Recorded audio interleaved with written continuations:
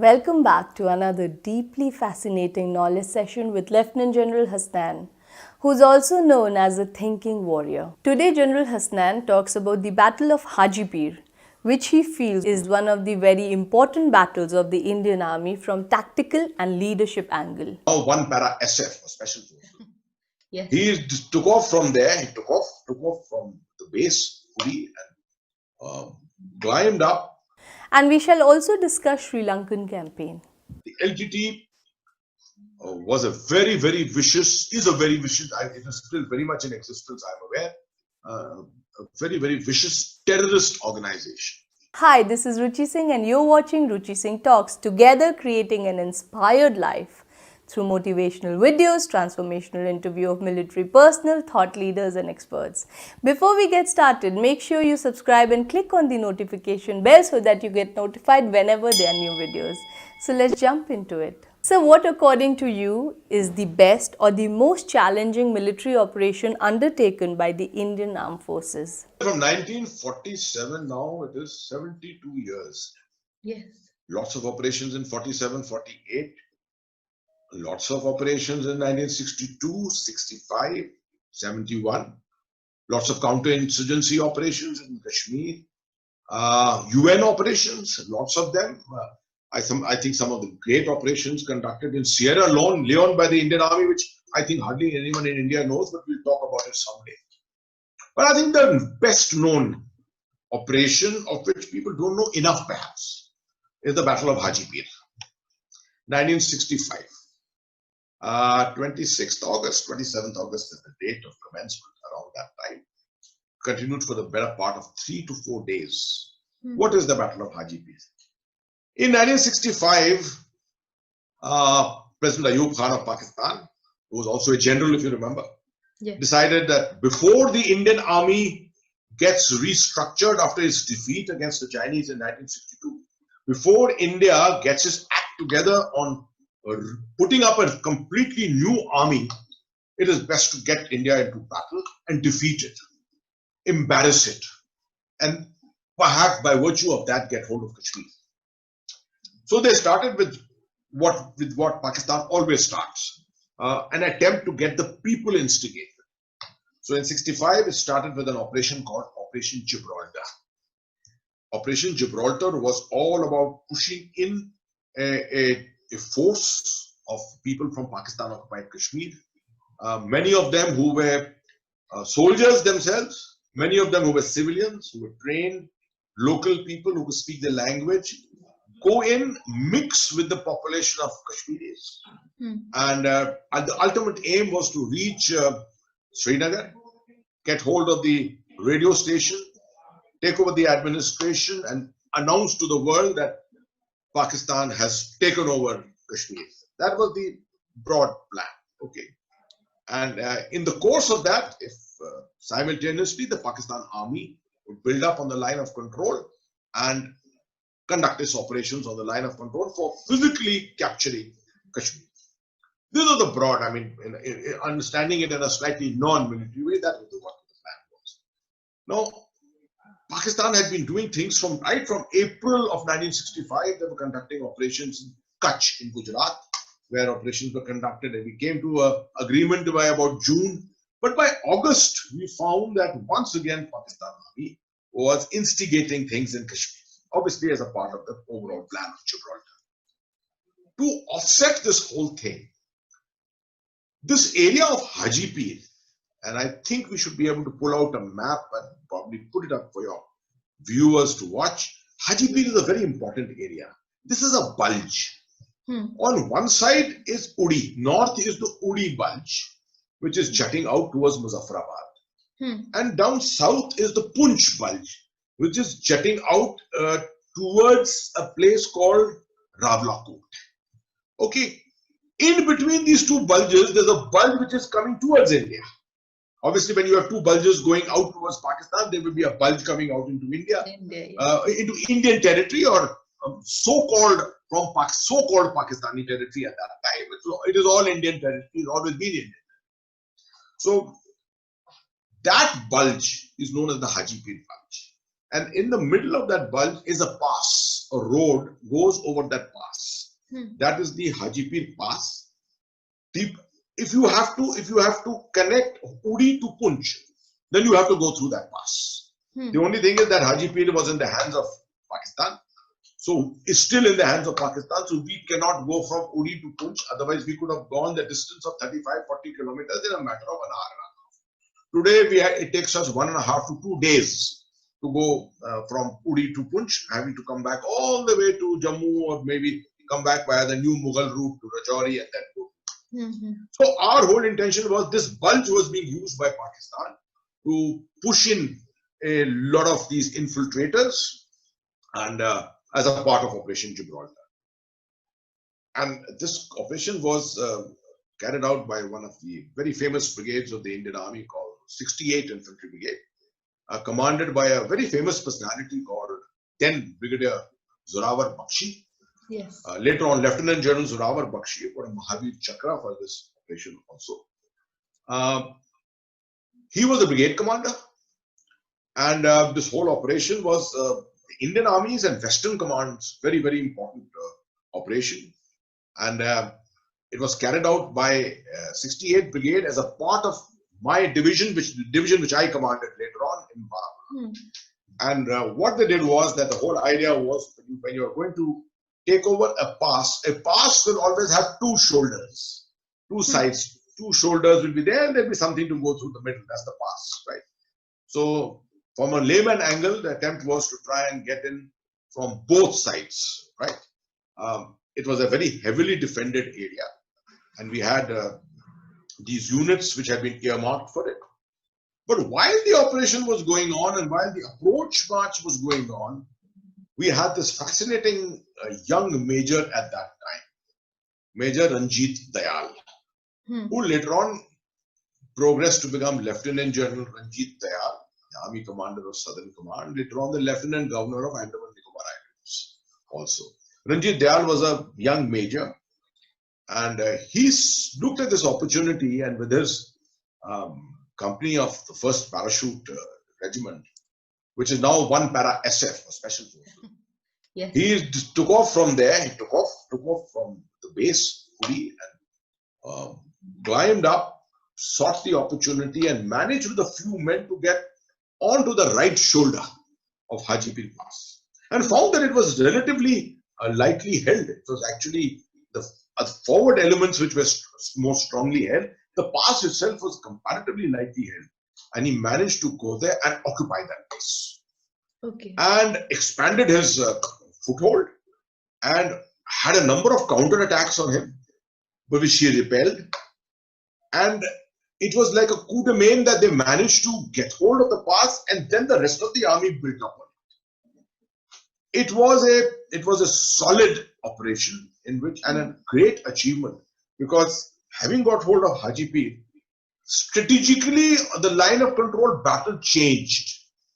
Because now no longer could Pakistan, for one, they could not easily move between Rawalakot, Haji Pir, Bagh, Muzaffarabad. This is the road on which most of the movement takes place on the other side. Now with the Haji Pir in our hands, it was going to become very difficult for Pakistan. There's another road in the depth, but that road could also be dominated by us. We could bring artillery fire on that road, observed artillery fire. So that is why I consider that Haji Pir was a classic battle from an angle of leadership, from an angle of seizing opportunities, and a tactical battle resulting in a tremendous strategic advantage. Yes. And that is why I consider this as, in my opinion, one of the very, very important battles. Major, later on, Lieutenant General Ranjit Dayal was decorated with the Mahavir Chakra also for this battle. So then, why did we give Haji Pir back, which has such strategic importance, after the Tashkent Agreement? Unfortunate thing that we had to give back Haji Pir in 1965 after the war ceasefire in Tashkent during the peace negotiations. We had to hand over Haji Pir. Now, a lot of people question me on this and ask me, why did the Indian Army make the mistake, or why did the government make the mistake of handing over Haji Pir? Why did they want to return it? And then I'm forced to explain to them that it is not that we wanted to give it back. It's not that India wanted to give it back or the government wanted to give it back. It was a military compulsion, because what had happened was that we lost a lot of territory in Akhnur, where the Pakistanis, after the Battle of Haji Pir, they came in, surprised us, and reached almost 4 kilometers short of the very crucial bridge at Akhnur, which is called the Iron Bridge. If we had left the situation as it is, Haji Pir was in our hands, and if the Pakistanis had that piece of territory which they had captured almost up to Akhnur, then in the next war, whenever it would take place, the Pakistanis would have to make one push and they would come to Akhnur. And that would strategically for us would be a disaster, because we cannot afford to lose Akhnur, we cannot afford to lose that bridge on the Chenab River, because that is the bridge which is the connectivity to Poonch and Rajasthan. So this is the reason why the government of India, the Indian Army, had to hand over. In 1971, we did not attempt to capture Haji Pir. And let me tell you, today Haji Pir is probably one of the world's most heavily defended localities, probably anywhere in the world today. Pakistan has put almost huge strength, almost a brigade and a half strength, just hold that particular pass. Yes. But sir, only half a Gurkha battalion can defeat 8,000 Pakistani troops like we did in 1971. The one which happened with General Cardozo. Yes, I'm aware of that. Absolutely. The last Khokri charge. Actually. Yes. I'm so proud of our armed forces and so proud of being an army brat. That makes two of us. Absolutely, that makes two of us. I want to share with my audience that General Hasnain's father too was a general in the Indian Army. Right. Yes. Absolutely. Same regiment, same battalion. Only thing was that, yes, he originally belonged to a different battalion, 1st Garhwal Rifles. One of the oldest, very, very old battalions of the Indian Army. But he later on raised and commanded 4 Garhwal Rifles, which is the unit which I joined. And that is the unit, within 3 years of its raising, it fought the Battle of Jaswantgarh in Arunachal, that time Nifa. Got 2 Mahavir Chakras, 7 Veer Chakras, 6 Sena medals, and of course suffered a huge amount of casualties and became one of the units which won a battle honor in 1962. Only 2 units of the Indian Army got battle honors in 62. One was 4 Garhwal, my unit, and the other was 13 Kumaon at Razangla. We will talk about these some other day. Me and my audience will love to know more about it. So you're from St. Stephen's, and very few people from St. Stephen's joined the army, but you did. Interestingly, perhaps your viewers may like to know that very rarely has St. Stephen's produced general officers of the Indian Army. Yes. Or any army. But they produced, the first general that they really produced from St. Stephen's was General Ziaul Haq of the Pakistan Army. Right? Yeah. After that, they had 1 or 2 other generals of the Indian Army, but I was perhaps the 3rd, 4th, maybe 5th general from St. Stephen's College. Yes. Thank you, sir, for letting us have a glimpse of your life, which many don't know of. So, since we are on the topic of military operations of Indian Army, I wanted to ask about another campaign. Was it a good decision to send soldiers to help the Sri Lankan government, as more than 1,200 Indian soldiers were martyred? And what did India gain out of it? That's a very contextual question to today, because you've had the elections in Sri Lanka and you find the return of the Rajapaksas, and a lot of strategic analysts are saying that India may have lost out its influence once again, because Rajapaksas are very pro-Chinese and things like that. That should give your viewers the indication that one thing is very certain, that Sri Lanka is for us a very strategically very important. Yes. Southern tip of India, an island country. We have to remember that 80% of the world's trade goes through the Indian Ocean, just south of Sri Lanka. And any country, particularly a large country like China, the United States itself, anyone will want to have a facility in Sri Lanka, on the coast of Sri Lanka, a harbor, a port, in some way or the other, by which it can use that facility to project its influence into the Indian Ocean. Remember, from if you look at the map, from the Persian Gulf till the Straits of Malacca, there's a clean run of the Indian Ocean, and it's clearly divided in the middle by the Indian subcontinent and Indian peninsula, which goes down, and at the tip of it is Sri Lanka. So from a geostrategic angle, Sri Lanka is a very, very important country. But it has got a Tamil minority. This Tamil minority was created primarily because of the British system of taking a tremendous amount of South Indian Tamil labor into Sri Lanka, primarily into the tea plantations. And from there, we have a huge ethnic population of Tamils who are located there. And this has led to a different set of political differences between both the community, the Sinhala community, which is essentially Buddhist or Christian, the Tamil community, which is essentially Hindu or Christian, many of them Muslims, right? So it has led to all kinds of differences between them. And even in a small country like Sri Lanka, somehow they have not been able to come to solutions on these differences. Look at India. India, the size of India, right? You can say that there will be differences of opinion between people with a number of communities, number of languages, number of religions that we have. In Sri Lanka, it should have been simpler, but it's not going to be achieved. So when in late 70s and 80s, when the Tamil population rose up against the Sri Lankan government, it was primarily because the Tamils had not been treated equitably. They had not been given their due, and as regular citizens of Sri Lanka, they needed to be on board with them, with the government, to be given all the privileges which are given to the majority community of the majority people of Sri Lanka. Somehow all this was not that done. It all led to a tremendous amount of tension and the creation of a militant force, which a number of militant forces, with the most prominent of them were the Liberation Tigers of the Tamil Alum, the LTT, and a charismatic personality like Prabhakaran, who rose and created an aura about himself and created a very well trained and a very well motivated force. Now, a lot of people will criticize India for the allegation that India actually trained the LTT. I cannot confirm, I cannot counter that allegation, but I will always say, yeah, that the LTT was a very, very vicious, it is still very much in existence, I'm aware, a very, very vicious terrorist organization.